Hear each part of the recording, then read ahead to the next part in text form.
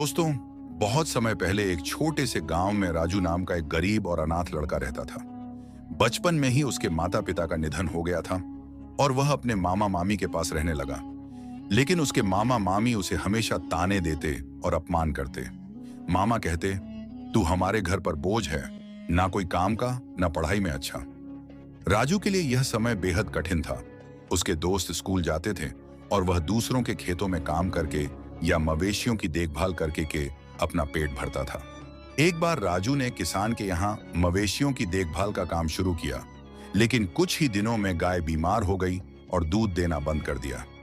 किसान ने गुस्से में राजू को निकालते हुए कहा, तू अपशगुनी है, तेरी वजह से मेरे मवेशी भी खराब हो गए। राजू ने फिर गांव के ढाबे पर काम करना शुरू किया। वहां वह झूठे बर्तन धोता और बदले में 2 रोटी मिलती।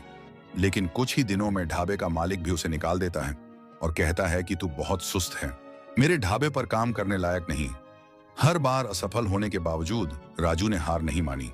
जब भी उसे अपमानित किया जाता, वह खुद से कहता, अगर मैं हार मान लूं तो मेरी जिंदगी हमेशा ऐसी ही रहेगी, मुझे लड़ना होगा। एक रात जब राजू भूखा प्यासा गांव के तालाब के पास बैठा था, उसने आसमान में एक चमकता तारा देखा। उसे लगा जैसे यह तारा उसे संकेत दे रहा हो। उसने खुद से वादा किया, मैं अपनी किस्मत खुद बनाऊंगा, मैं अपनी जिंदगी में एक दिन बड़ा काम करूंगा। अगले दिन राजा ने गांव छोड़कर शहर जाने का फैसला किया। वह पैदल ही शहर की ओर निकल पड़ा। भूखा प्यासा थकाहारा वह एक निर्माण स्थल के पास पहुंचा। वहां के ठेकेदार ने उसे देखा और कहा, काम करना चाहते हो? राजू ने बिना सोचे समझे हाँ कह दिया। ठेकेदार ने राजू को ईंट होने का काम दिया। काम कठिन था, लेकिन राजू ने बिना शिकायत की मेहनत शुरू कर दी। वहां काम करते हुए उसने देखा कि मजदूर अपनी किस्मत को कोसते रहते हैं। लेकिन राजू ने सोचा, अगर मैं इस काम को समझूंगा और मेहनत करूंगा तो एक दिन मुझे मौका जरूर मिलेगा। वह खाली समय में काम को ध्यान से देखता और ठेकेदार से सवाल पूछता। उसने धीरे धीरे निर्माण के हर पहलू को समझना शुरू कर दिया। एक दिन जब ठेकेदार ने उसे बड़ी जिम्मेदारी देने से मना किया, राजू ने कहा, मुझे एक बार मौका दीजिए, अगर मैं असफल हो गया तो मुझे हटा दीजिए। ठेकेदार ने अनमने मन से हामी भरी और राजू ने अपनी मेहनत से सबको चौंका दिया। राजू की लगन ने मजदूरों के बीच उसे लोकप्रिय बना दिया। सभी उसे पसंद करने लगे और उसकी इज्जत करने लगे। कुछ समय बाद मजदूरों ने मिलकर राजू को अपना नेता चुन लिया। नेता बनने के बाद राजू ने मजदूरों के लिए बेहतर परिस्थितियां बनाई और ठेकेदार से निर्माण के हर पहलू को सीखना शुरू किया। उसने पैसे बचाए और छोटी मोटी जिम्मेदारियां लेना शुरू किया। कई सालों की मेहनत के बाद राजू ने खुद का एक छोटा ठेकेदार व्यवसाय शुरू किया। धीरे धीरे उसकी मेहनत रंग लाई और बड़े बड़े बिल्डर उसके पास काम देने आने लगे। एक समय ऐसा आया जब राजू ने अपने नाम से एक बड़ी इमारत बनवाई। वह अब एक सम्मानित और सफल व्यक्ति बन चुका था।